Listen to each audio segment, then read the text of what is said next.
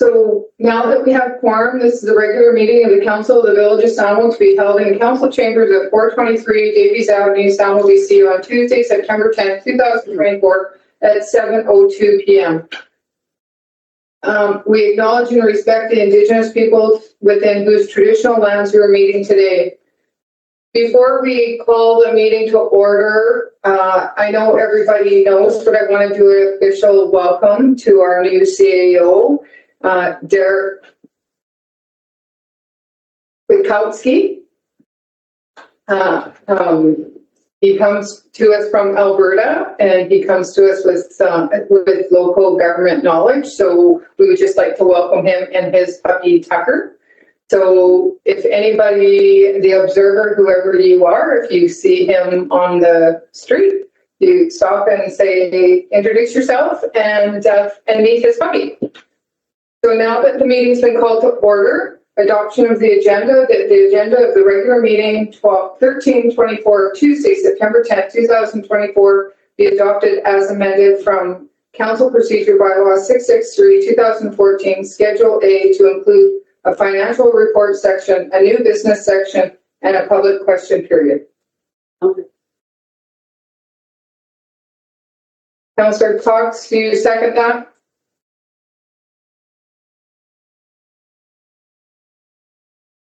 I second. Thank you. All in favor? In favor.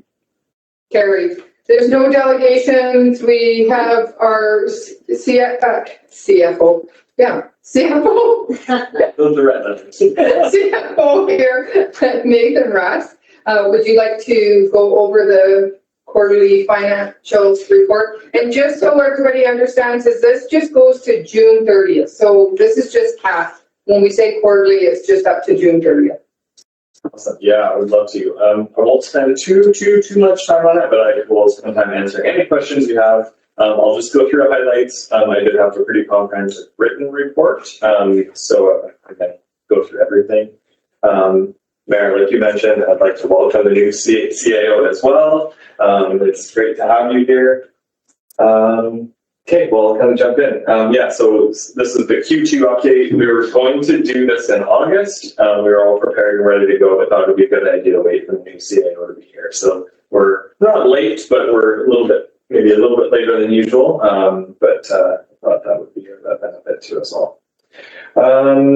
Okay, so on the screen there, I've just got the financial statement or statement of operations for June 30th. I'll kind of zoom in there a little bit. We'll go through the revenue first, and we'll go through some of the expenses. Like I said, I'm not going to go through line by line, but I'll just kind of skip through some of the highlights there. So the first one I kind of wanted to touch on is, taxes. I mean, nothing really new there. We've collected taxes as expected, a little bit bump up from last year just due to a tax increase. So that's very typical. Investment, I'm going to skip sales and service. I mean, we're on trend there, 109,000 versus 103,000 last year. That's mainly due to an increase in garbage collection fees. So there's a slight increase there. So I'm going to skip to investment income. So 14,000 investment income, and last year at 18,000. That was just simply a timing delay. So when I looked back now, more data has been entered, and we're actually a little bit more than last year, about 20,000, 21,000. So, but when we created this report at the end of Q2, just saying we're quite actually financial system yet. So we're not actually down from last year, actually up a little bit in investment income. A couple of reasons why. We received some big grants last year, so we have cash in the bank. We're allowed to earn interest on that cash in the bank, so we're going to earn a little bit more than we did last year. And the rates kind of stayed higher longer than we anticipated as well, so we're earning a little bit more interest. So even though this statement doesn't reflect that, when we do our Q3 report, we'll see that.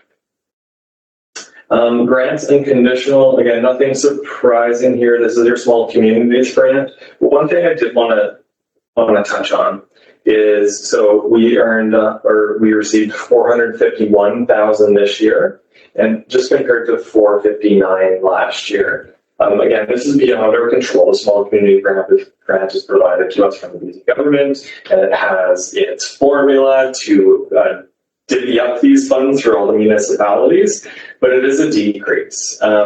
We've received decreases the last 3 years, and that is because they use property assessments as part of the metrics, and when our property assessment value goes up more than the average in BC, they kind of reduce our share slightly. So it's not big dollar amounts considering, but it does put a little bit of pressure on taxation because we're down about $8,000 from last year when you consider about $4,500 for 1% tax increase. If everything else is constant, that does have a tax impact. So I just wanted to point that out, beyond our control, but it does put a little bit of big pressure. Conditional grants, nothing too noteworthy there, but I will point out just a couple things that you might be wondering. So $427,000 received so far in conditional grants this year. But if you look at last year, it was $1.1 million. That was due to the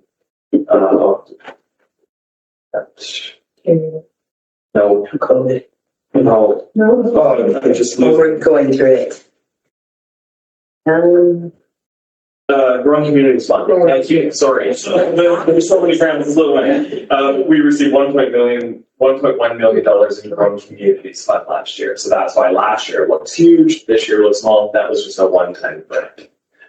So again, nothing out of the ordinary this year. We knew we weren't getting that one again.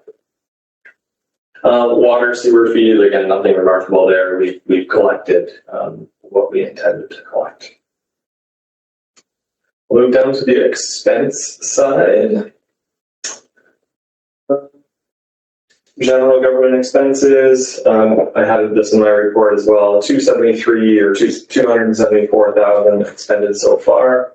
Last year was 290, so a little bit lower. The difference really, there was a $15,000 grants to other organization last year to the curling rink that we didn't do this year, and that was COVID relief fund. So if you take that out of the equation, we're right on par with what we spent last year. So we're right on trend there. Budget is quite high. You see 947,000. That's because there were many one-off projects in the budget that weren't capital that we put into operational that just haven't been executed yet. So that's why the budget seems really, really high. And yeah, some of those things are, there's asset management planning, there's OCP planning, there's some zoning bylaw and housing initiatives all over budgeted. We haven't executed yet. Protective services, again, we're right on par with last year, spent 39,000 so far compared to 44 last year, so nothing surprising there. Same story with the budget. If we look at a budget of 269 for this year, we can say, well, how come we're so far under the budget? Same thing as general government. We had some one-off items, the planning that we had in the protective services that we just haven't executed yet. And those were for some flood mitigation and some engine initiatives. Transportation services, the next line item down. I said I wasn't going to go line by line. I seem to keep me up. So 130,000 we've spent to date compared to 91,000 last year. So that is a significant increase. There was really a couple factors. Last year's 91,000 was actually very low compared to the norm. So this 130,000, we're just kind of back up where we were historically. And so the reason is 2023, as you remember, was a really, really low snowfall year. So we had very, very little budget spent on snow clearing, where this year we spent quite a bit more, but just kind of more of a normal spend. So that's the biggest difference there. We got snow last year? Yeah. It didn't seem like we got much snow last year. We had more in the beginning of this year, but that's what it's talking last year, it's last winter, but it's January, February, March. Yeah. That's what's in this. It still doesn't seem like we had much snow. Yeah. Yeah, but we because we got snow, Yeah. then we got rain, then we got snow, then we got rain, and that still needs to be cleaned up. Yeah. It's not good for the ski hill, but it's so. Yeah, totally. And much more compared to 2023, because there was virtually nothing in 2023. So it wasn't like it was a big snow year, it's just more like an average snow year. So, and really, that's kind of all I wanted to say. Note, our water utility and sewer utility operations are again completely in line with expectations.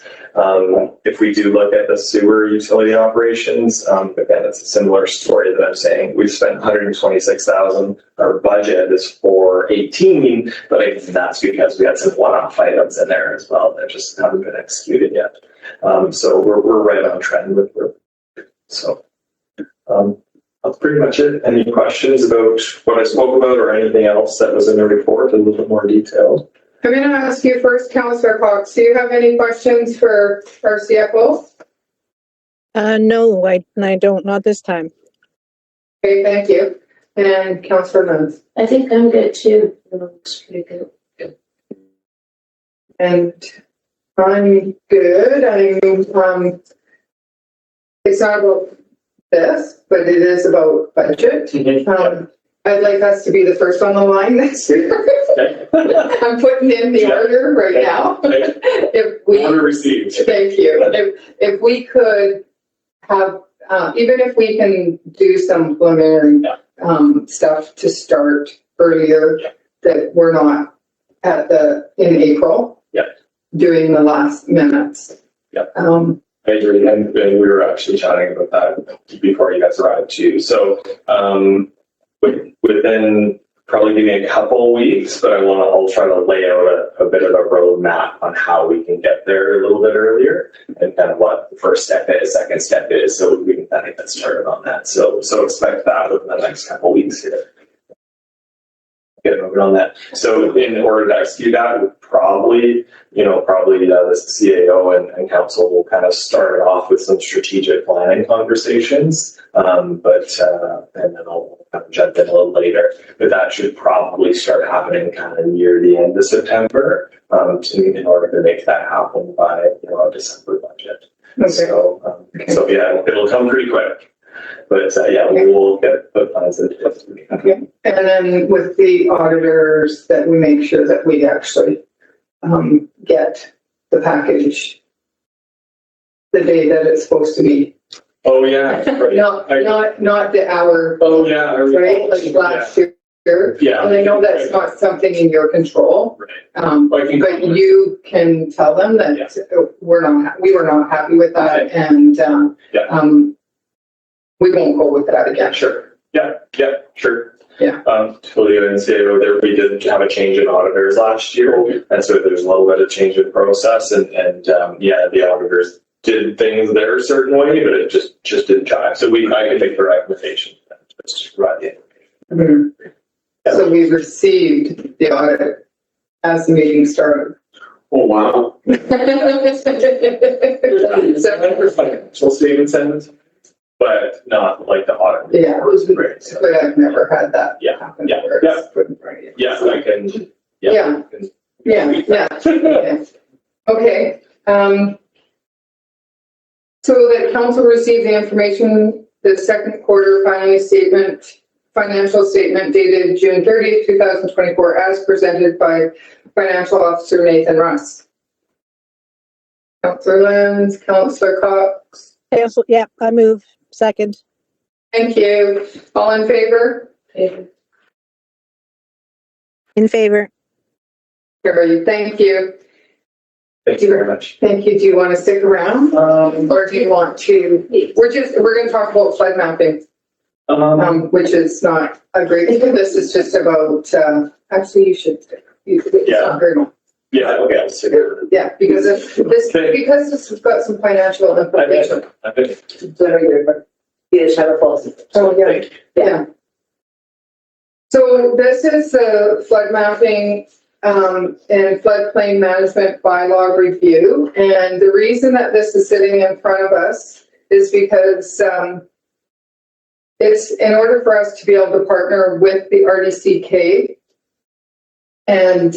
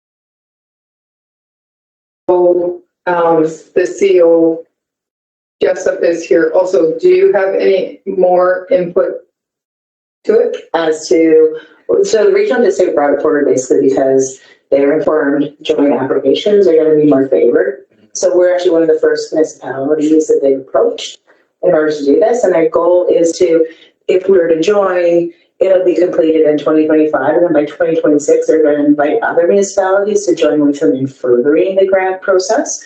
So I'm assuming different projects, like their scope is really like you're going to just begin the floodplain mapping, right? And then they're going to just review what we have. And then so from the mapping, they're going to say to us, okay, well, in this bylaw, it's totally out of scope as to what's actually happening in the floodplain. And so they're going to make recommendations. The company that they're hiring is going to make recommendations to us to say, we need to update this to be more in reality to what we're facing right now. So it's a good opportunity. Like, honestly, the government's going to be putting these out and paying it. It's going to help with any future like dike applications that we do. It's going to be a good foundation for it. So it's highly recommended that we go this route.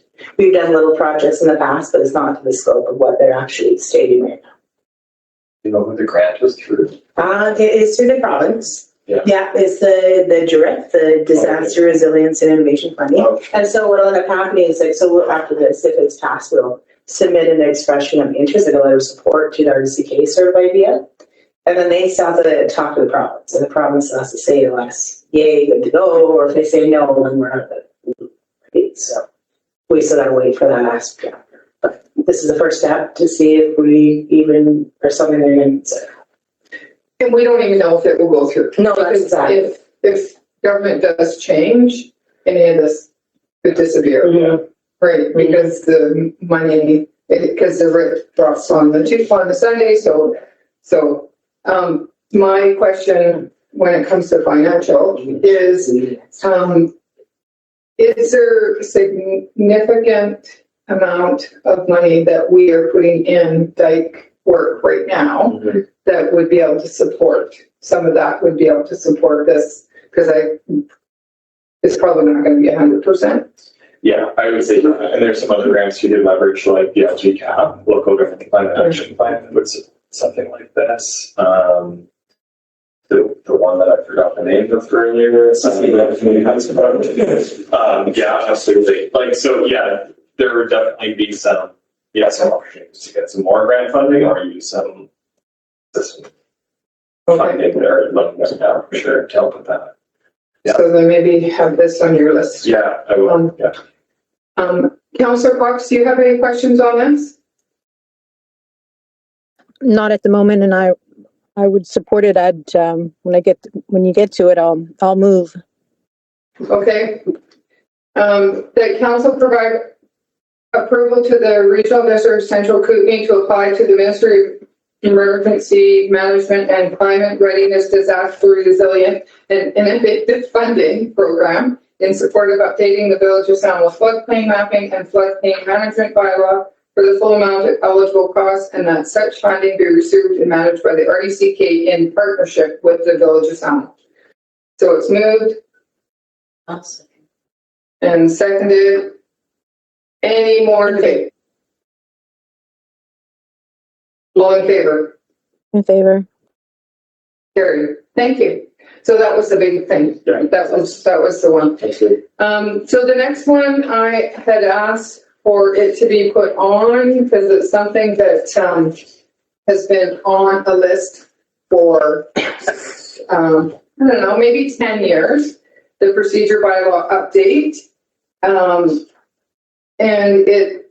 our whole entire agenda really needs to have some updates and stuff like that. So this is not to expect that the CAO is going to start on it immediately because it is a bigger project, but that staff be directed to prepare an updated procedure bylaw for consideration.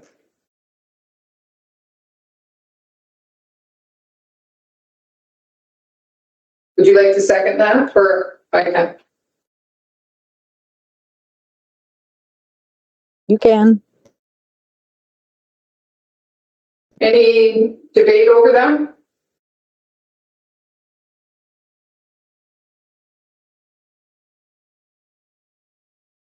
All in favor? I'll be in favor. Carried.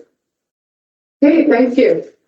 So the adoption of minutes, delegation, prior minutes, meetings, policy development review, bylaw development review, all nil. Accounts payable that the council received for information list of accounts payable, checks, and electronic fund transfers from August 23rd, 2024 to September 5th, 2024, totaling $129,116.05.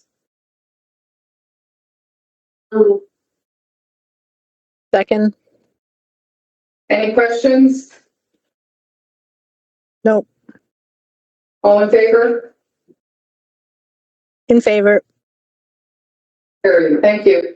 Nil for correspondence, for council decision and information. Councillor Cox, do you have anything to report? No, except I'm going to be away for the next meeting. I know you guys are going to be heading off to UBCM. I'll be around for that if anything's needed. But I leave on the 20th and I won't be back for a week. Okay, thank you. Councillor Luns. I just want to say thank you to our fire department and everyone else involved in the trail run. It was a great show for Salmo. Everyone talks about our lunch and how happy they are to be here. So Okay, thank you. Councillor Neal, she had sent her regrets. She is not doing anything that's fun tonight. And the only thing that I didn't put in my report is that we do have a new CBT representative. Aaron Burke is his name. And just because our schedules have not been lined up, he'll be coming out to Salmo, I think September 27th.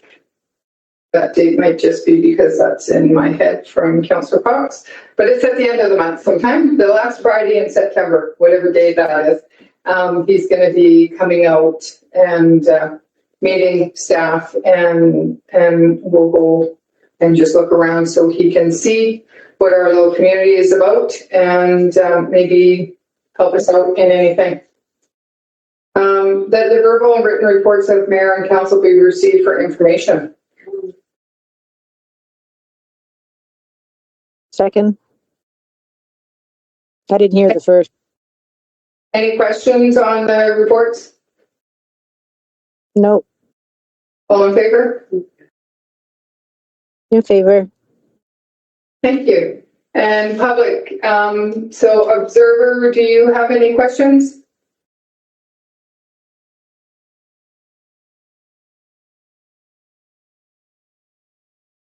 You're speaking, you're muted. Okay, no questions, and adjournment, Motion to adjourn. 7:22. Drive safe, Councillor Cox, Thank you. I second. and I will be calling you in the next couple of days to give you just a little bit of rundown. Okay, sounds good. Thank you. Bye. Bye.